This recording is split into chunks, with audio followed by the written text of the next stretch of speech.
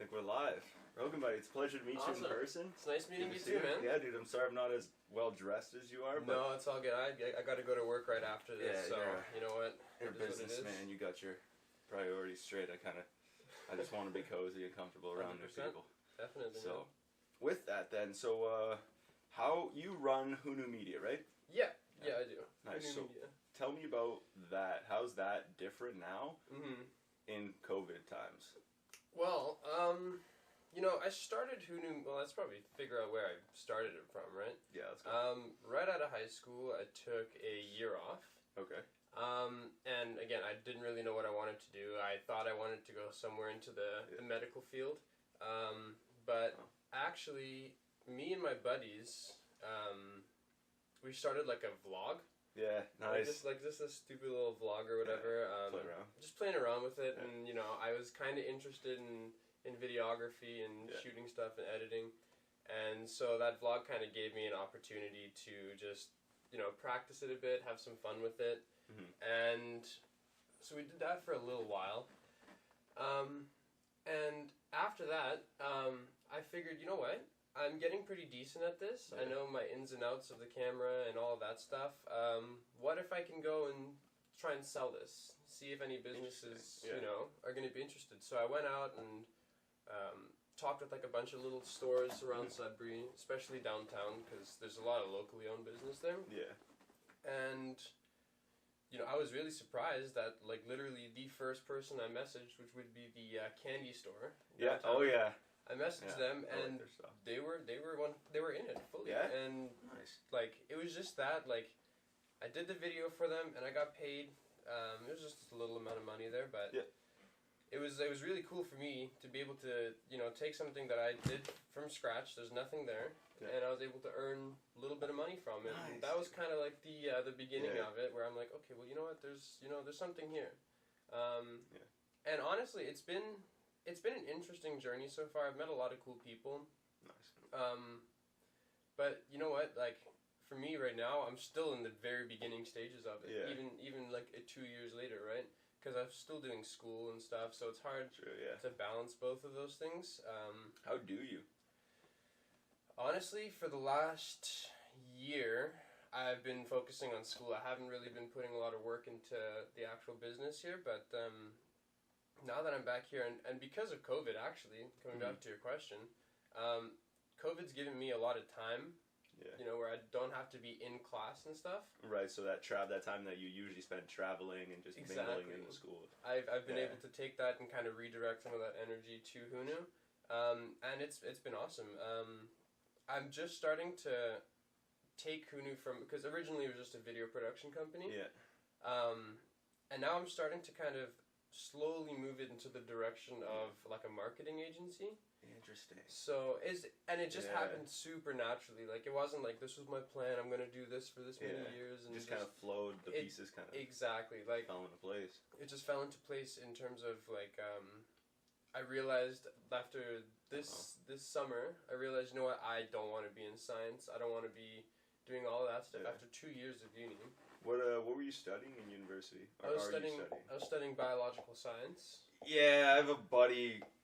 Actually, we'll get to it later. Like, I have a buddy who is, he studied biomedical science at Carleton. Okay. And we're actually going to BC on Saturday. Next Saturday for 2 weeks, which we'll get to because I know you've been out west. Yeah. Because I've seen some of your photos. I'm like, man, that's cool. So I definitely want to talk to you about that. Yeah, awesome. But, yeah, definitely. Yeah, getting back to it. Yeah, I don't think...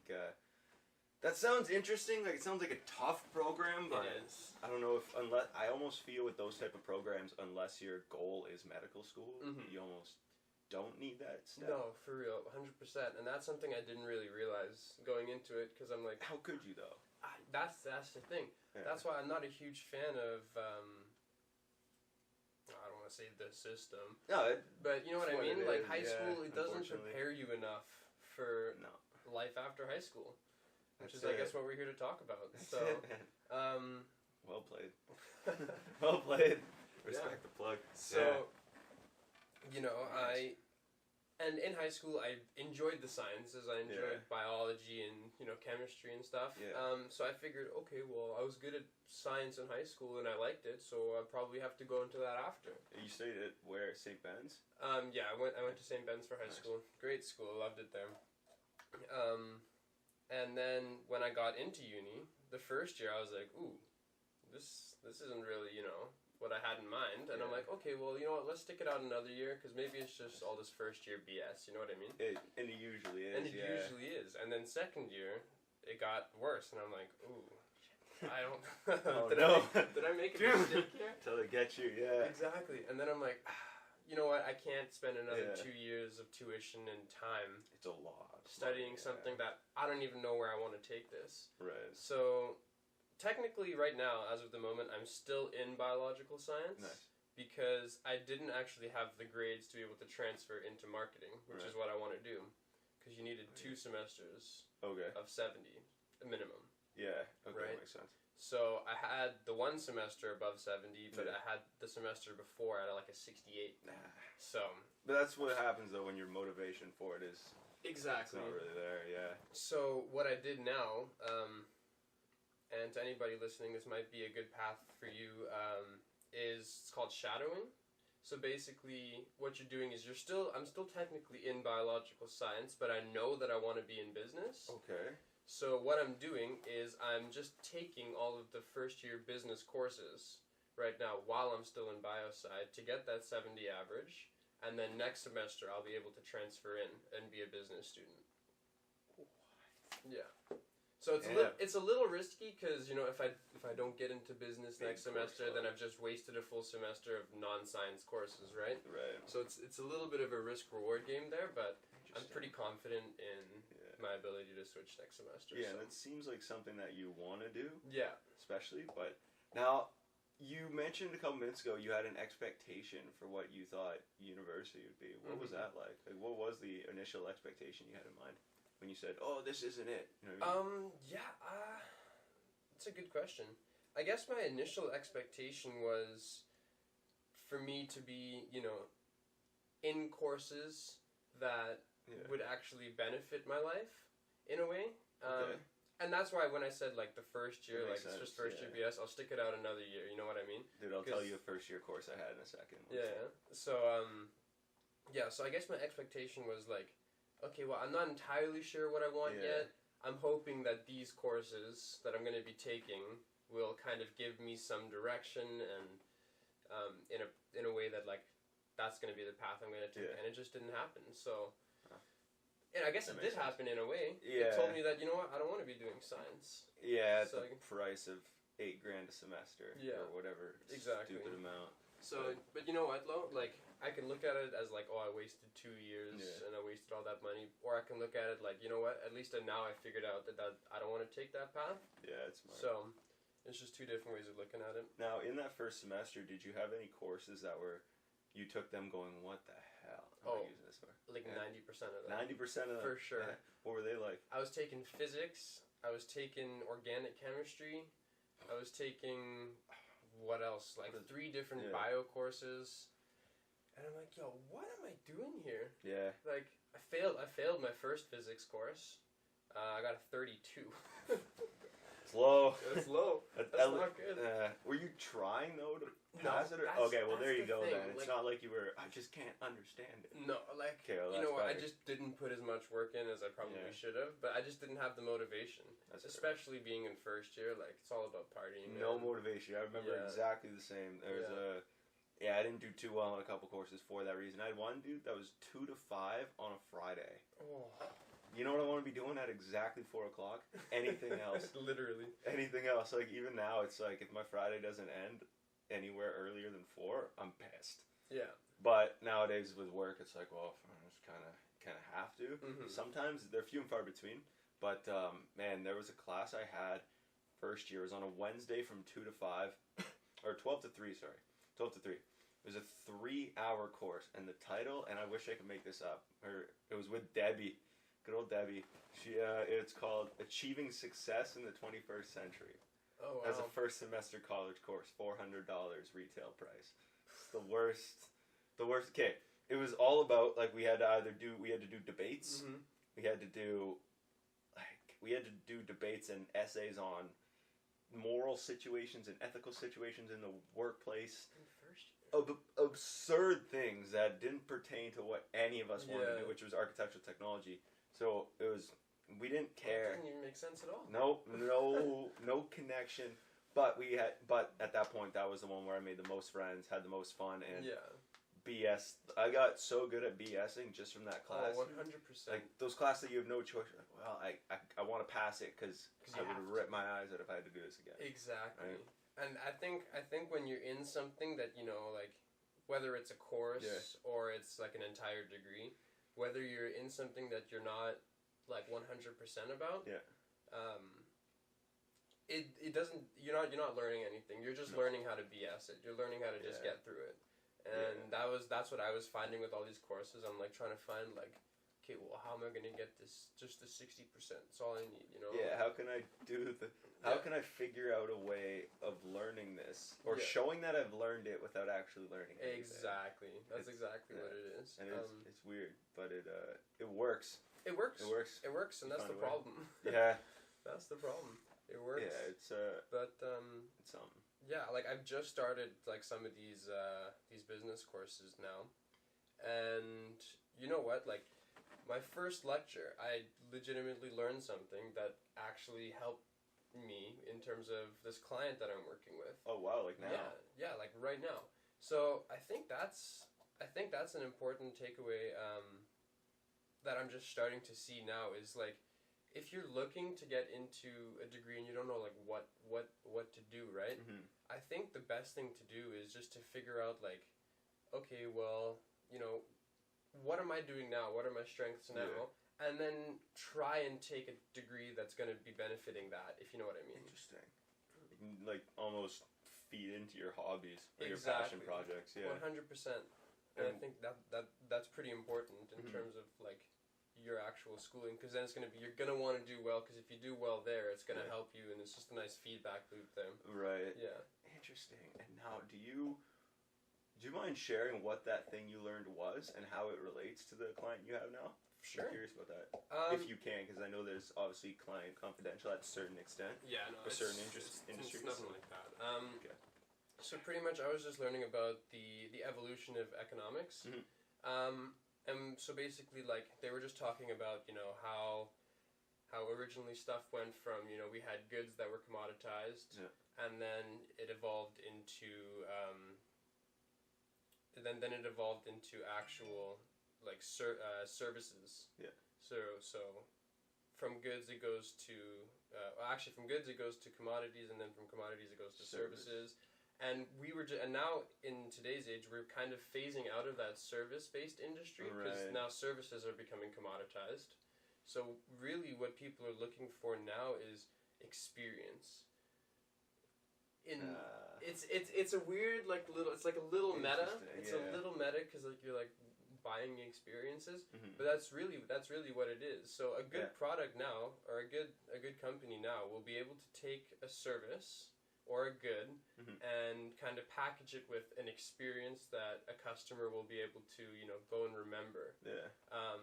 And you know, it is interesting. And so obviously, like, that is something that I can try to apply to my client, even though I am offering him a service. Yes, 100% I can try and make that service as, like, involved for him in a way that he doesn't have to do any work, right? So like, I'm trying to make this like little this client here, I'm trying to make him think about his own business in a way that's beneficial to him, if you know what I mean. Like, I'm not just trying to go out here, okay, here, I'll do your Facebook posts, here, I'll make your website, boom, there, it's done, okay, now you're in the same spot. Who does that help? I mean, he's got a website, and he's got some Facebook posts now, generating some leads, but really, that doesn't help him. No. Really, I want to make it an experience for him where he can actually take away from some of the stuff I'm offering and learn from it, and being like, okay, well, you know what, this is my ideal customer, and this is how I should be trying to target them, and blah, blah, blah, blah, blah, blah.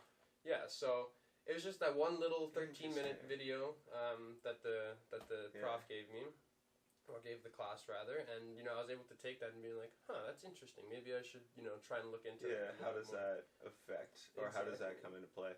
Now, could you give me an example of a current day, like a commodity and a service? Because I've heard the word commodity, but I don't know exactly what it is. Okay, well, like, just off the top of my head, no pressure. Yeah, no. If you can't, don't worry. If I can't, I'm just gonna go with. I ain't testing. Parachuting. Huh. Parachuting. It's like an experience. It's an experience. Yeah. Not only are they making money by you're buying their service, which is parachuting or whatever, and you can buy their, I don't know, merch, whatever. Merch, yeah. Sure. But you're also getting an experience, right? You're like, oh, that was amazing. I've never done that before. Let me get all my friends. They're gonna love this, right? Oh, okay. So just something like that. Yeah. So, really, like, and in terms of what I'm doing, again, what I just said, like, my experience for my client is learning and education for him. Like, this is what I'm doing in terms of running your social media. This is what I'm doing in terms of your SEO and your website and all of this stuff. And I'm walking him through it in a way, not in a way that's like bothersome to him, like where he's having to take time out of his business. Yeah. But in a way that's like, this is what I'm doing and this is why. Right. So that, because I'm not going to be with him forever. No. But I do want to add as much value as I can by giving him information that he can use on a daily basis to help his business. No, that makes sense. So, really everything is just all about maximizing value. Right. And now, for sure. Do you do that by trying to elevate your SEO as much as possible? I try to bring that up so that when people type in whatever they need, his pops up no matter what. Yeah, exactly. So that's one way of doing it. There's a few other ways of doing it that I'm still, again, like I'm talking here like I know everything about. Like, I'm literally just starting. I am in the very beginning stages of this. I'm learning all of this. Well, that's it though, right? Yeah. Like, if you have you seemed to, like, especially from what you said, one of the first lectures you had, you picked up a video. That means like the intention that you had, you were in the right place. Exactly. Right. So, fuck, what am I doing here? I don't know why I'm here. Why is this?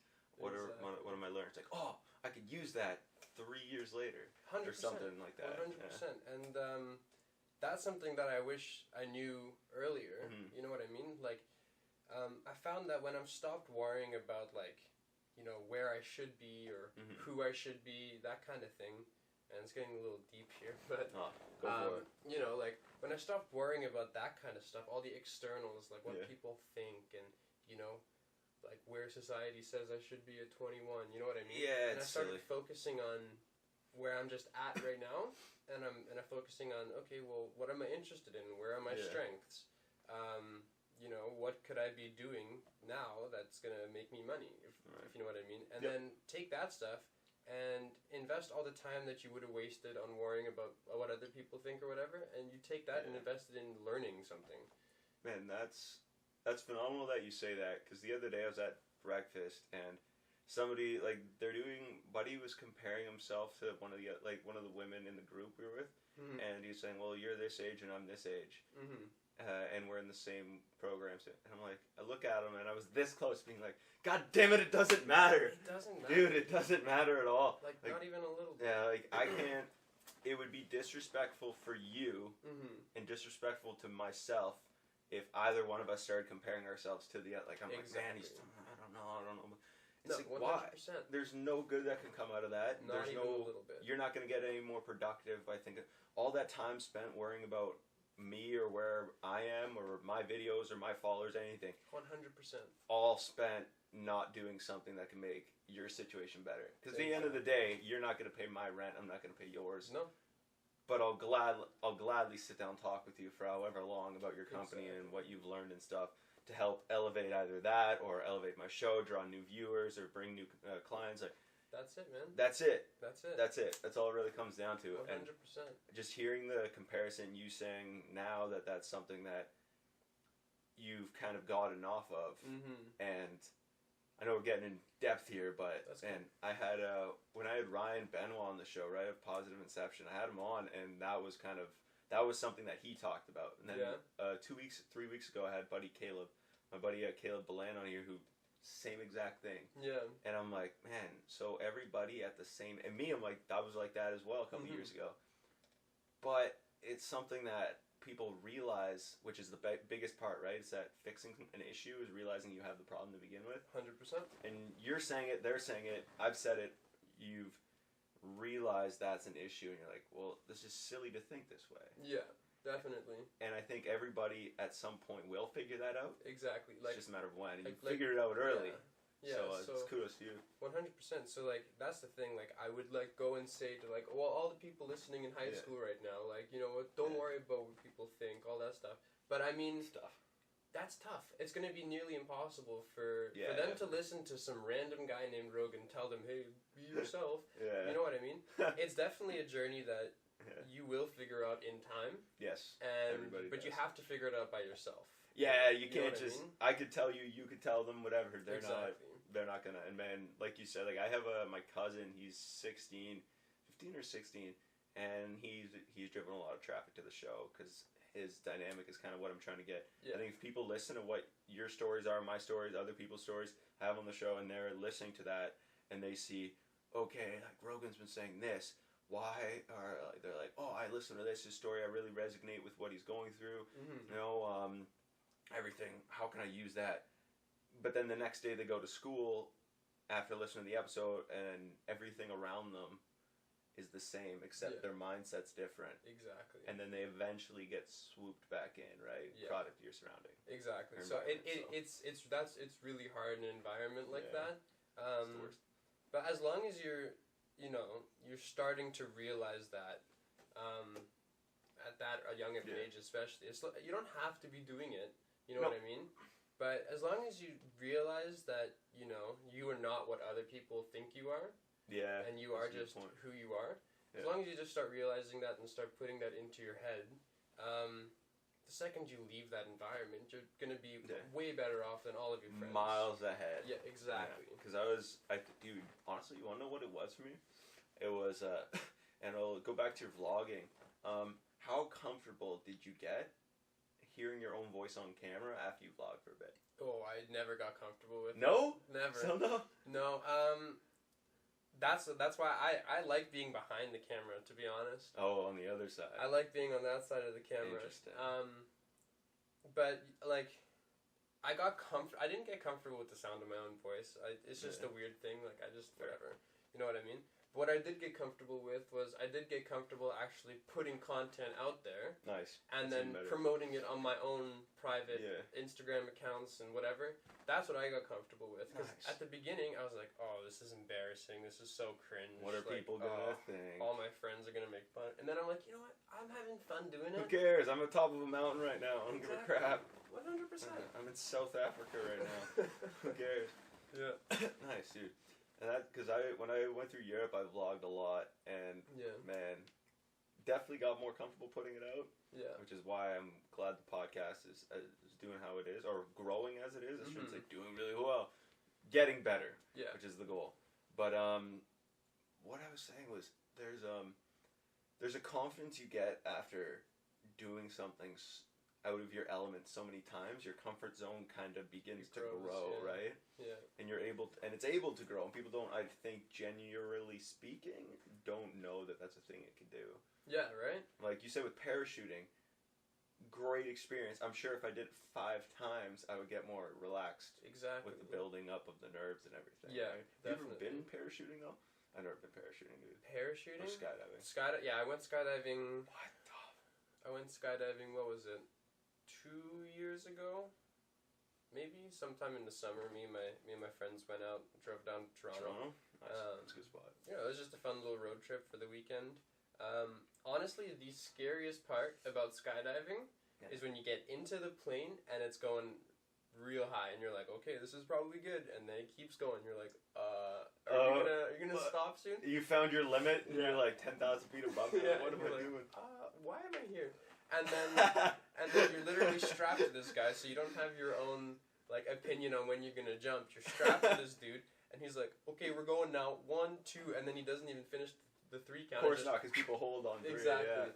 So he's out of there, and then once you're out of there, though, Honestly, it's the most relaxing and cool thing ever. Stop, really? I'm no word of a lie. What is that like? Well, okay, the just first bliss, or? yeah, honestly, you're just kind of like the first 2 seconds you're free falling, you're like, "Oh, okay, this is windy."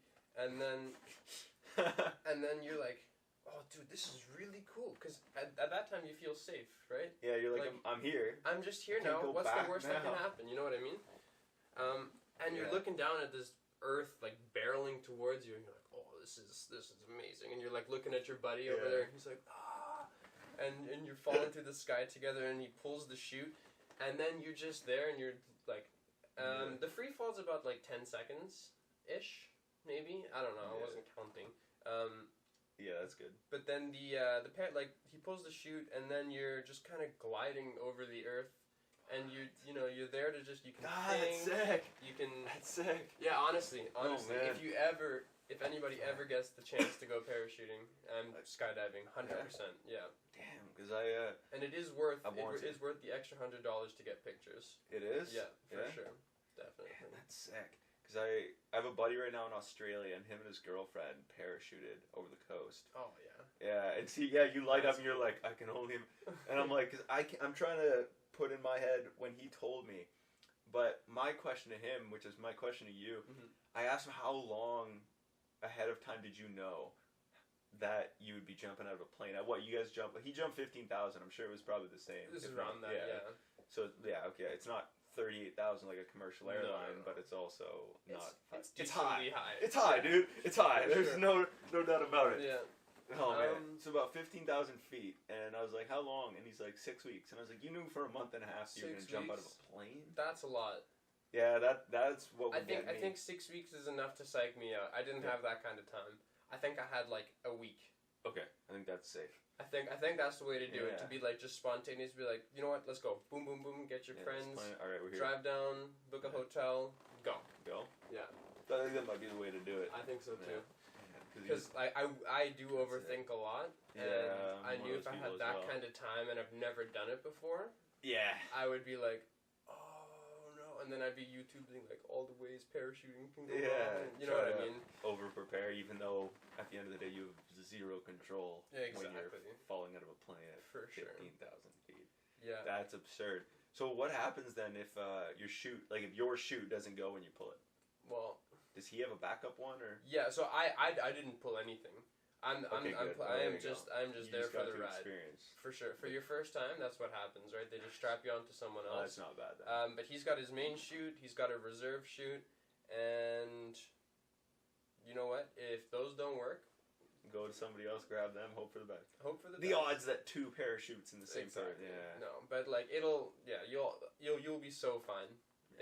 If you go skydiving, they're all professionals. They know their stuff.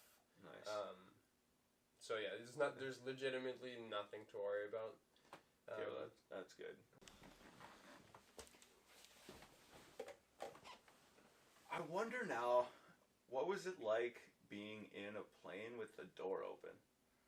Loud and windy. Yeah, that's something because I've heard 3 people talk about skydiving. You, my buddy, and my buddy in Australia, and then Will Smith when he does that speech, right? Such a good speech. Yeah. Oh, dude, it's so good. So yeah, and what a guy. I want to try it, and now I think that in the matter of 3 weeks, 2 people tell me they've gone before. I'm like, maybe there's something to this. Yeah. Yeah, I almost feel like when I go out west in BC, if they have it.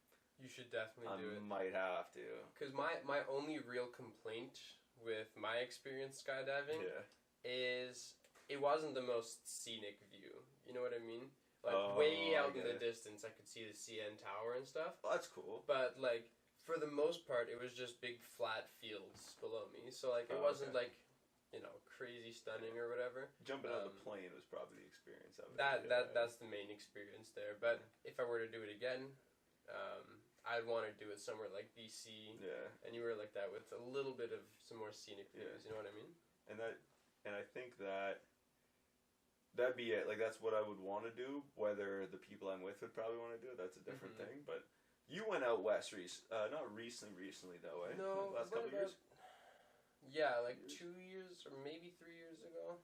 I'm not sure on the exact day there, but yeah, I went out there with my parents and my girlfriend at the time. It was awesome. We drove from here all the way down to like Victoria. Oh wow. Yeah, so it was I've obviously never seen Canada like that. I've only ever been in Sudbury. You know what I mean? Yeah. So it was really cool to see all the different provinces, and Manitoba's boring. I'll tell you that. Damn it, because dude, I was looking it up, and we're going. My buddies are coming down on Saturday. Going Ottawa to Sudbury. I'm driving from Sudbury to the Sioux. We're gonna get a meal at my buddy's folks' house, and then going Sault Ste. Marie to Winnipeg. Yeah. Okay. That's the longest leg. That's long. Yeah. It's gonna be crap. Yeah. Make sure you got lots of audiobooks. Yeah. For sure. I mean. Yeah. For me, I like audio. I love audiobooks. On road trips. No. I start every road trip listening to like music. Yeah, and then it gets boring. It gets boring because I know each song's like only 3 to 5 minutes, and it's only been like 5 songs. So I'm like, oh, okay, it's only been this long. 15 minutes, so many songs. Yeah. Exactly. So I always throw on audiobooks. Just helps to pass the time faster. I find, and you're actually feeling like you're learning something. Right. You're not wasting your brain time. Exactly. Yeah. And I know you guys went over Superior, eh? Yeah. Yeah, what was that like? It was awesome. Yeah. Beautiful. Worth it? Yeah, it was awesome. I got lots and lots of pictures. That's when I was just kind of also starting out photography too. Oh, cool. So it was a really fun experience for me to like just have a camera and take pictures of whatever piqued my interest, and obviously Superior piqued my interest for sure. Yeah. So, yeah, no, it was awesome. 10 out of 10. Nice. Yeah, because I know when I go to Winnipeg, I gotta go. Yo, how sad were you when you found out Henry's closed? Bro, honestly. Bro. Sensitive subject. Yeah, man. Yeah. Because I was so pumped. I was so pumped because I'm like, okay, cool. I got like a little bit of extra money now. I'm gonna go buy a nice tripod and a nice light kit. Boom, boom, boom. Got into my car. I didn't even check. Got into my car, drove all the way there, and I'm like, there's what? Nothing in the Where's store. Henry's? Dude, I can imagine. It was brutal. Oh no. It was brutal. So now I'm still without tripod and still without light kit. But I can't. I'm not ordering online. I don't. Yeah. Although it's free for anything over $99 to order to ship to Canada. I think I'm gonna just have to do an Amazon order, man. Yeah. I need to get more Canon M50 batteries because I only have the one. Yeah. It's still good. Like we can record 4 30-minute clips and it still have battery. Yeah. It's always good just to have a spare. Always, right? Always have a spare. And a spare SD card. All the time. You gotta make sure you have those. I definitely have a few of those though. Perfect. But Winnipeg is the next place en route that has a battery. That has a Henry. Oh yeah. Wow. Yeah. So gotta conserve that battery time, eh? Yeah, I don't know. That's vlogging it at all or what? 100%. Yeah. Yeah. That's awesome. Go on awesome. my YouTube channel. I'm gonna throw that up. I'm definitely watching that series. Decent. For sure. I'll talk to you about it now then. What do you think, in your opinion, would be the best way to break it down? I know you're not into YouTube expert, but like you seem like a pretty knowledgeable video guy. Yeah. So I'm curious how that would look best. Instead of just like day 1.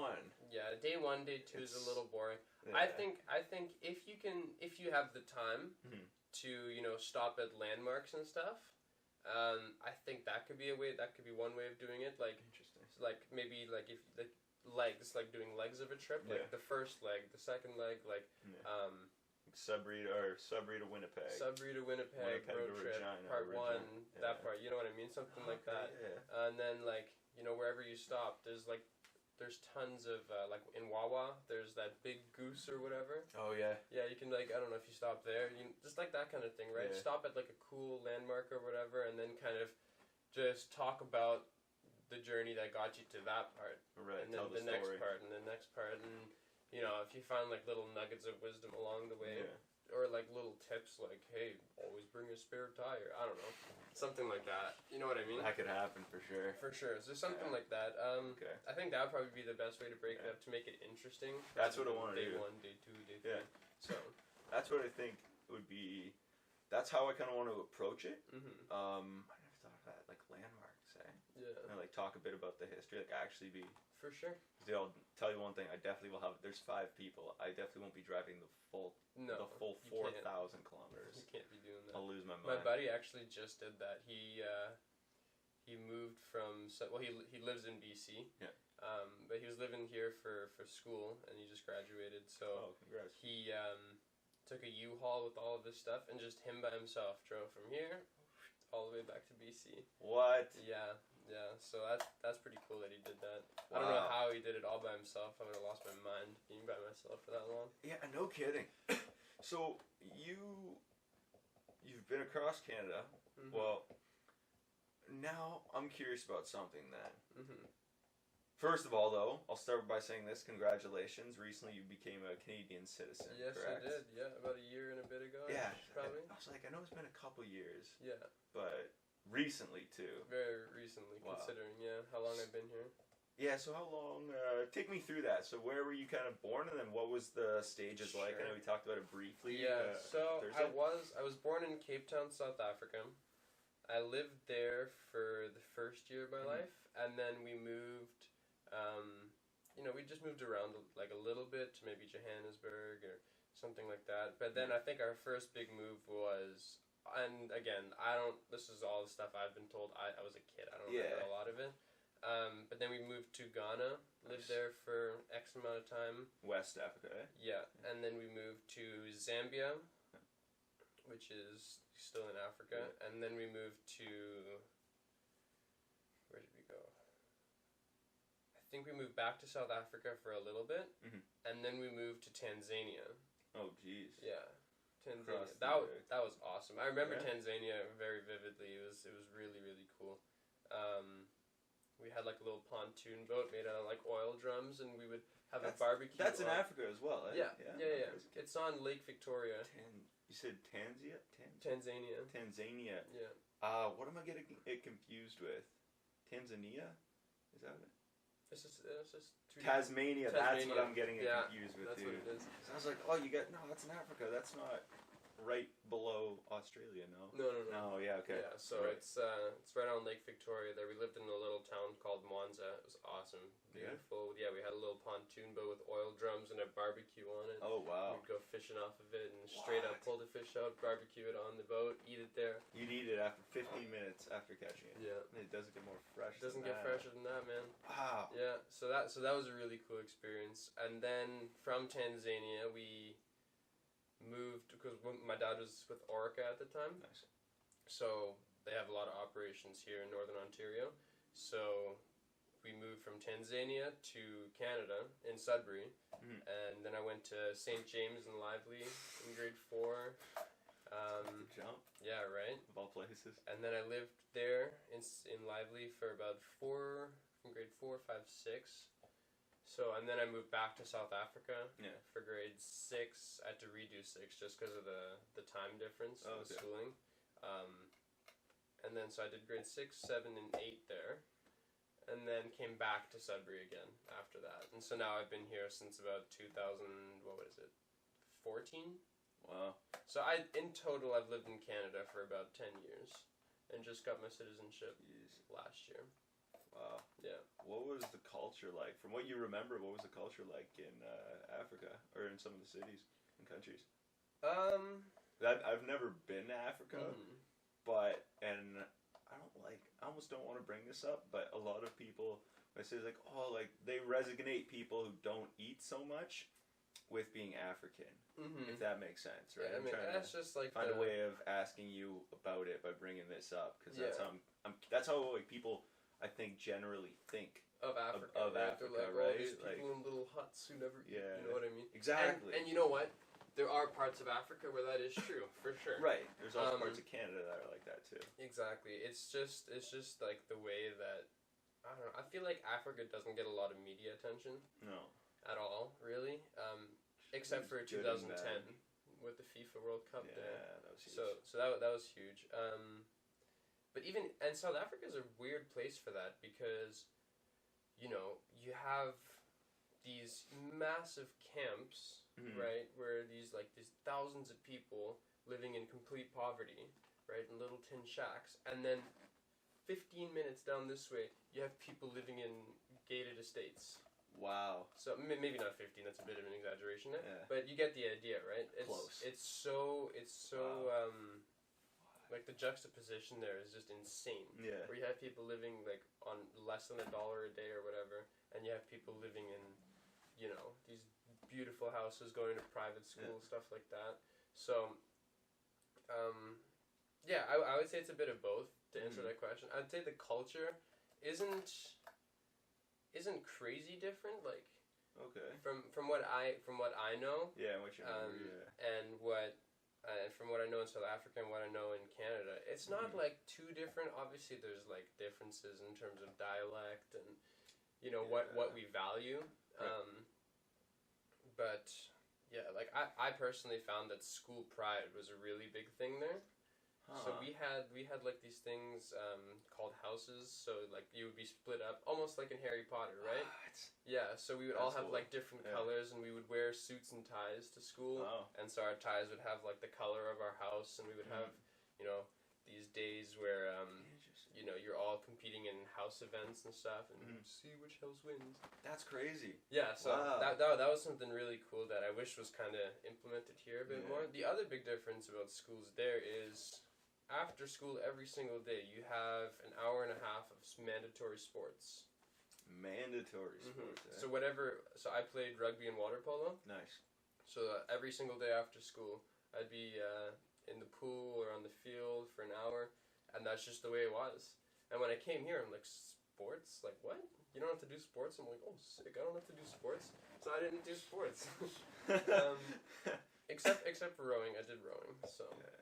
But now, I know you did rock climbing as well. Yeah.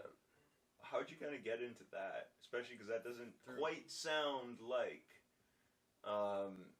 water polo and rugby. Yeah. Very different. It is different. I got into it through Ben. Oh, nice! Really? Yeah, because we were really, really close in high school. He's a great guy. And oh yeah, he's the best. Oh yeah, 10 out of 10. Yeah. And you know, he's always been into that kind of stuff, and he got me, you know, into the outdoors a bit more and camping. And nice. He even got me a job at Ramaco's, which was my first job here. Oh, that's sick. Wow. Yeah, it was just that kind of, you know, being around him. He was into these kind of things. I'm like, oh, this looks really cool. Yeah, he's got some pretty cool like hobbies and stuff. stuff. For sure, yeah. Especially like, and that's the other thing. Like when I was saying, like, you should be in school for what you already like doing. Yeah. He is the perfect example of that. The best example for it. 100%.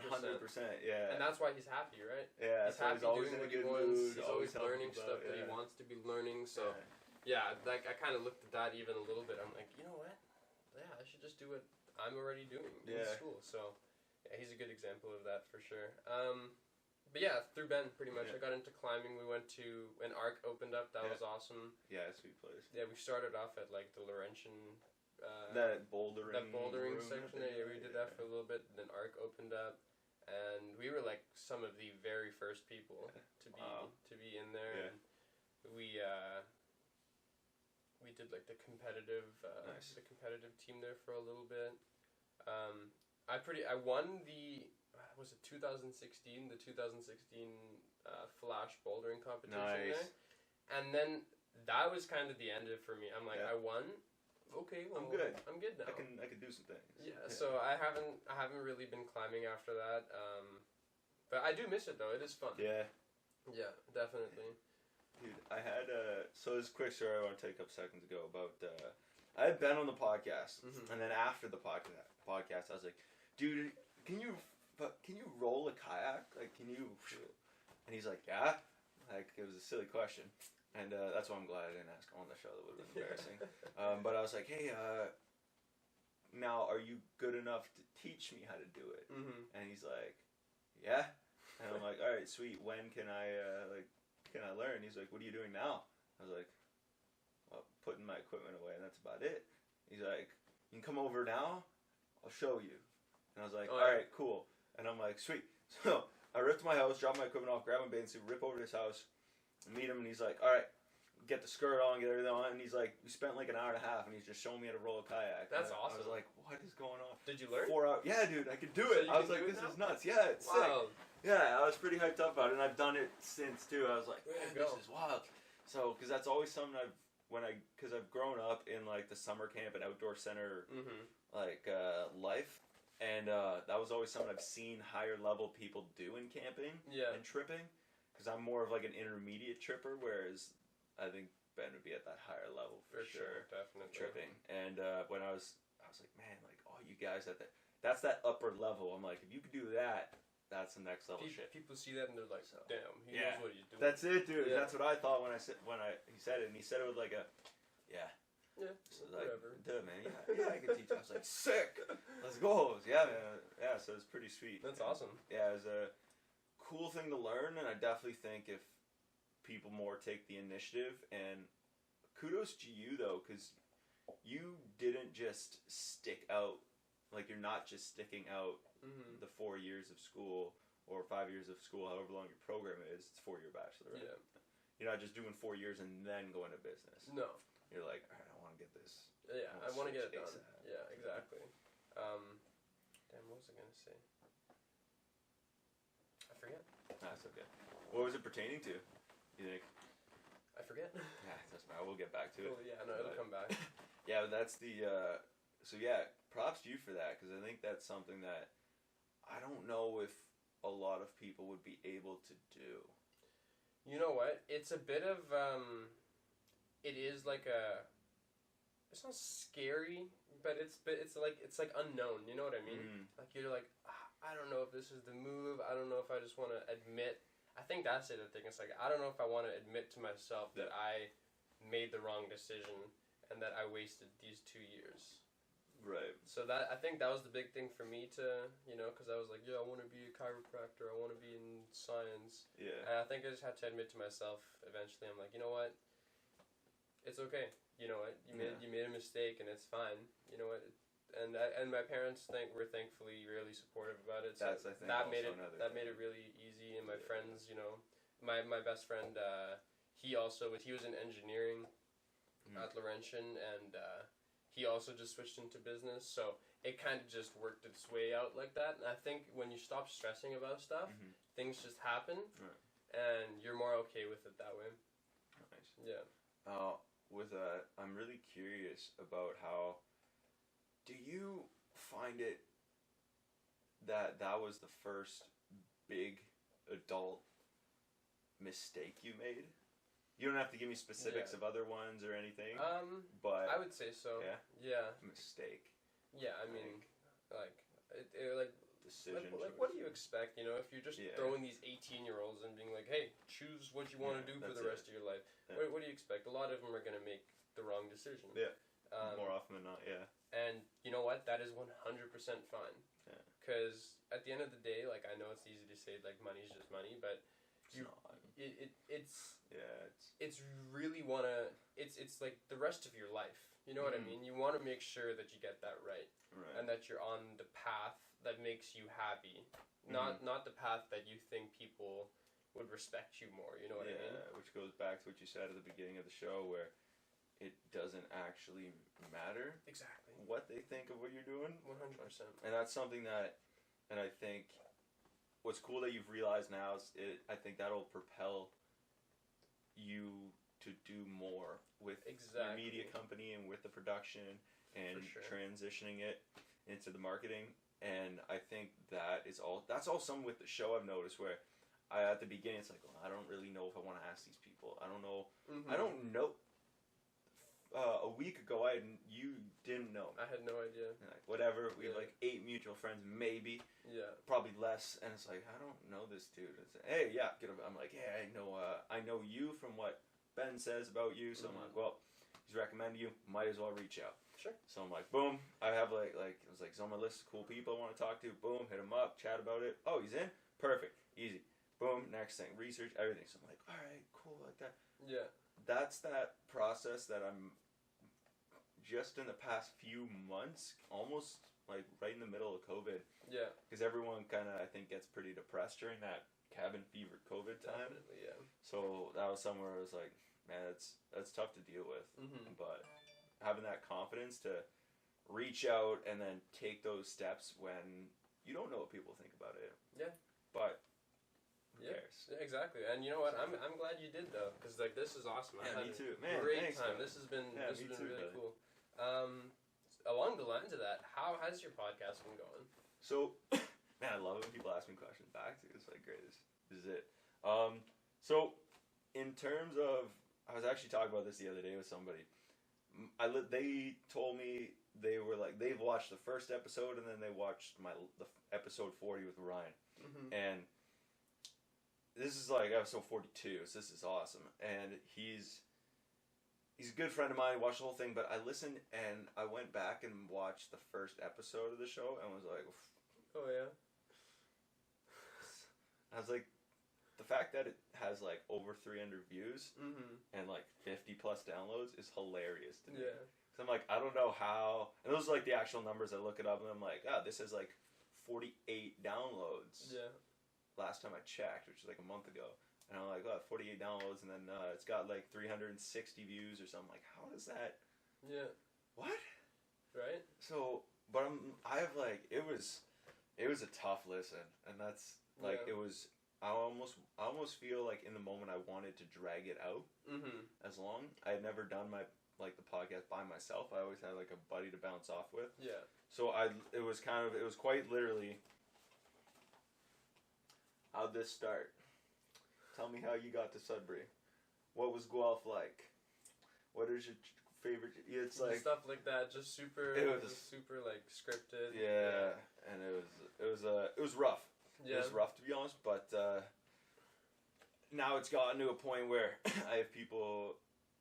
It's gonna sound like there's many of them, but I've probably had a handful in the last month or so see me in person, be like, hey man, I love the show. This is when I knew. That's awesome. This is when I knew. Thanks, brother. This is when I knew that I had not made it, because that's not a real thing. Yeah. But the moment that I knew that, I was like, okay, this is actually something that not just my close friends see. Yeah. Right? The 50 people I know. But it's was when I go in to get my hair cut. And I sit down, and the woman goes, she knew my mom, but that's just because they're like, that's her hair client. So mom recommends me to her, whatever. And she's like, hey, I'll cut your hair for cheap. I'm like, perfect, that's all I want, right? I go in, I sit down, she's like, Glenn, you have a, Glenn, right? I'm like, yeah. And she's like, you do a podcast. And I was like, what the hell? Yeah, I do. How do you, my face light, I'm like, yo, what's going on? Like, where we go? That was all my fault. And, so I was like, man, I was losing it. And, now let's plug it back in and then I'll hit record. But I'll cut that out. Shout out to not doing it live. Yeah, right? Doing it live is not the way to go. There we go. Perfect. Yeah. So, with that then, oh man, that was fun. So with that I was like, jumping up, I was like, man, let's go, like, this is great. Yeah. And then I was like, how'd you know? And she's like, well, I have this person on Facebook, and you had them on the show, and they're a friend of mine, and then they were sharing it, and I watched it, and I was like, it was really good. I'm like, that's awesome, man. Wow. That's really cool. Yeah, and it's that's kind of how it's been going. I think it's just reaching a point where people are not only aware of it, but it's also, I think it's something that I used to be, this is crazy though, I used to be really intimidated to ask people to come on the show, simply because they have more followers than me. Yeah. And that's just it, that's just how it was. So I'd start off and be like, hey, I'm going to ask a few friends of mine, and then when I started to get a few people on who, it was the first person I think it was who asked to be on my show. Okay. When they're like, hey, when are you going to have me on my show, or on the show, whatever, and I was like, that's when it kind of, I stopped giving a crap about how many, I think it was like episode 6 or 7, and they're like, hey, I'll be on your show, whatever, and I was like, who cares? Like, who cares how many followers, anything that they have? And that was real, like, that was something like in the first probably 2-3 episodes that was preventing me from almost reaching out, but now it's a matter of, I've had people with less, and because that doesn't, I automatically affiliate that with the amount of time that they have for others. Yeah. And that's usually true, but then at the same time, they all seem pretty interested. And I've had probably at least 10 people go, hey, when can I be on the show? Yeah. Or I like what you're doing, I want to be on the show. And I'm like, you got this marketing agency? I think I had his buddy Cliff Skeletor, shout out to him. He is training here, and I had his buddy on the show, and he runs the marketing for Launchpad Creative. Okay. And that's his thing. Yeah. and so they got like Sudbury 5, the Sudbury Wolves, everything. And I think you like get in touch with him. Yeah. As like a mentor for you. Definitely. I think that'd be sick. Cause I can link it up. I think that'd be awesome. Super nice guy, everything, and for what I think you're trying to get into, I think, and like trying to branch in, I think he'd be like a pretty sweet dude. That would be awesome, yeah. Because everything up till this point, and not just with the business, but like everything in my life, I've learned just by myself. Yep. And that's the other thing is like YouTube is phenomenal. Massive. Underrated for sure. Always. Yeah. Like even like I think I told you I had like a little podcast with my friends in Guelph. We were basically just doing like MMA talk, talking about UFC and stuff like that. And so even with that, I had no idea how to start a podcast, the equipment, all of this stuff, like how to edit it. And so YouTube was phenomenal for that. So yeah, I've watched a few tutorials for sure. It's as well. Yeah, it's beautiful. Super like helpful. Any troubleshooting thing, like why is my digital interface making this sound? You just Google that. Yeah. And you got the solution right there. But just really quick on the podcast. Running a podcast is not as easy as it looks. No, it's way more challenging. It's way more challenging. Just trying to find guests, trying to edit it takes forever. Trying to sync up the video. Yeah, not to mention being very. You have to be prepared always. So, but yeah, that's I think that's something that's no, a podcast is not as easy as it looks. Definitely right. Yeah, and it you know what, and I commend you for this because it's a grind. Let's go. It is. If you're like genuinely sticking with this thing and you're making content all the time, it's a grind because you're not. It's not like getting a client or whatever where there's an immediate payoff, right? Where you client boom, okay, there's the cash, and it doesn't have to be cash. It can be followers, likes, whatever. Yeah. The thing with starting a podcast, I'm sure you found is. Like the first little bit of the grind is it's not like it's not disappointing where it's like, oh man, I put a lot of work into this one, I'd only got 2 views, whatever, you know what I mean?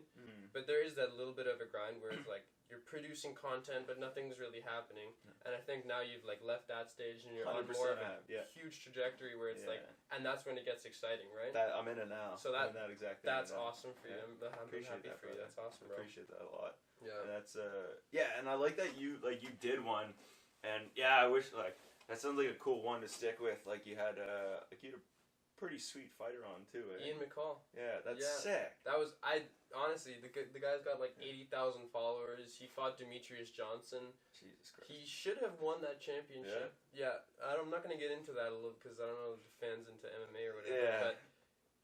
But the score was added wrong. For that fight, the score was added up wrong, and he didn't get the belt against Demetrius Johnson, Mighty Mouse. But no, I literally just made a meme. Yeah. And I made a meme or whatever, and I sent it to him. I'm like, hey man, are you cool if because there was a picture of him and then put some text on it, or whatever. And I'm like, hey man, are you cool if I use this for my meme page? Because my buddy started a meme page about MMA and stuff. The casual guys. Nice. Quick little plug. Yeah, I'll put it in the description for sure. And then. So he was like, yeah, man, that's awesome. That's really cool. And then so I was like, also, hey, by the way, we are starting a podcast. We haven't actually done an episode yet, but we're starting a podcast soon. And I would love if, you were able to come on it. Ciao. And he's like, sure. That's awesome. Yeah, 100%. He's like, sure, that's awesome. And so we talked a little bit. He's super into, well, not psychedelics, but into the benefits of, mushrooms and microdosing and stuff like that for sports performance. Interesting. Really, really interesting stuff, and he's kind of on the forefront of it in that industry, which is amazing to talk to him about. Yeah, I'm glad you guys peeled back that layer. It wasn't just fighting. Fighting, he says he doesn't even watch fighting. Wow. Yeah, because that was part of his old life, I guess. That's pretty cool. Yeah, great guy. He's doing some really interesting things. And yeah, it was wild because. I was sitting in my basement in a house in Guelph. Yeah. Just some university kid from Ontario. Yeah. And I'm on Skype with Ian McCall. What's going on here? No, I think that's something that, that's really cool. Yeah. That you're able to. I don't think people realize how actually intimidating it is to reach out to somebody like that big too. upper class, like higher, an elite Status, level of anything. Exactly. Right? It could be elite level business, athletics, Whatever. Yeah.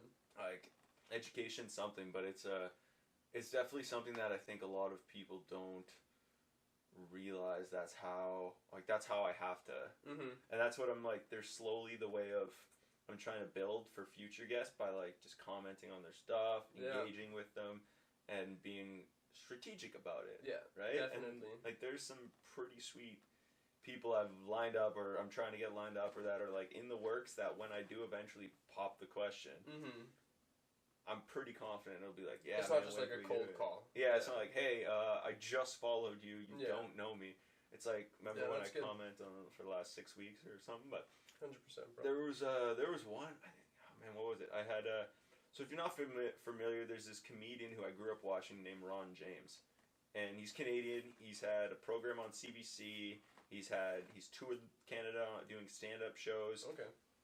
He lived in LA, everything, and doing comedy, and that's his thing. And I reached out to him once. I was like, hey man, I'm take us to your concert. I'm excited to meet you. My brother and I have this podcast. It's back in the day. Not my brother, my buddy, but yeah. And I was like, hey, we have this podcast. Come chat. Yeah. What do you think? And he's like, yeah, sounds good, man. Looking forward. That's awesome. It's like, what? And like, he follows me to this day. And there's people. I'm like, what the hell? Like, how does that happen? That's why. That's what I've come to realize, that was like 48 subscribers. We talking to him, like that, a few interviews, but I got to go to a show. I got to meet him. Oh. Have like a 40-minute conversation with him in his dressing room, backstage, just sharing everything he can. Yeah. And I'm like, first of all, wild. Different level of storytelling. For sure. As you can imagine, like he's using alliterations all the time. I'm like, just trying to keep up, as well as I'm shaking because I'm nervous because like, I've looked up to this guy since I was a kid. Yeah. And I'm like, man, what's going on? And then when people interact like that, that's where we're at with the show now, and that's where I think it can develop. So, like you are though, similar, definitely beginning stages though. Yeah, for sure. But it can have to grow. And honestly, like we're in like this perfect time with the social media and stuff that like. These people that we think are like so far above us, they're still so accessible. Oh yeah, it's literally just one Instagram DM. They're one DM away. So that's it. Literally, everything that you want is just one DM away. That's it. It's easy. It's freaky. Like there's a buddy Cliff there. He because I was telling you over Instagram too that like video production and something is like where I think this could, if it ever does develop into a business, that's where I think it could go. But with that, excuse me, I think I was telling buddy Cliff, and he's like, hey, I have this friend of mine who works with, who produced the Michael Bisping documentary. Oh, no way. Yeah, dude. And so he's like, I'll send him a message for it. So he's like, send him a message. He's like, this is his name, this is IG. I sent him a message, and I was like, hey, man, buddies with Cliff, had him on my podcast, blah, blah, blah. I think eventually I will ask him to be on the show, but I think I have more of like a mentorship whenever I have questions about it. Would be better off for now, because busy guy. But so he lives in Toronto, and he's like, yo, man, like, I'm like, hey, this is what I'm doing, this is it. Yeah. He's like, well, any friend of him, or any brother or friend of Cliff's family to me, man, it's great. That's awesome. And I'm like, you're taking the time right now to chat with me, dude? Yeah, Your last photo is you with Vin Diesel and Michael Bisping, and then this other guy who produced with you. Jeez. Why are you talking to me? Like, man, so with that, I was like, and like, Bisping's talking, like, they're commenting on shit, but I'm like, what? That's wild. Like you said, one DM away. Exactly, man. Craziest thing ever. Yeah. That's still something I think would be such a cool, like, Will Harris, the guy who produced Anatomy of a Fighter? Yeah. That is still on my bucket list. Yeah. I would love to be able to do something like that. That is sick, yeah. That would be something pretty cool. For sure. You're getting to meet all these people that you watch all like the Khabib! time. Khabib! What's going on? Smash. We'll get one thing I want to talk about, though. Do you think Khabib versus Gaethje? Yeah. Khabib. Yeah? Yeah. Same way as every single one of his other fights, dude. He's just gonna take him down and smash. Just smash. I think Justin's gonna be his hardest opponent for sure. Yeah. Which isn't saying much. I mean, I still think you're right though. Yeah. But I'm like, that fight's gonna be exciting, but I'm much more excited for the Adesanya Costa fight. Oh, that's gonna be unreal. I think Adesanya's just gonna. He's a counter striker, right? 100%. And so every time Costa's gonna come forward, he's just gonna do some matrix shit. Exactly. Just pop him a couple times. You can't knock Costa's someone out go. you can't touch. So That's what's Costa gonna do, man? He's not gonna. I think it might. I don't think it'll be like Romero and Adesanya, but I do think it'll be. I think it's gonna be more like a Whitaker fight. That'd be sick. Yeah. I think you're right, because that was same thing. I think he's gonna come forward and he swings like wild with his head up. Yeah. And I think Adesanya's gonna slip one, catch him with an overhand, and Costa's gonna go. It's gonna shake him a little bit, and Adesanya's just gonna.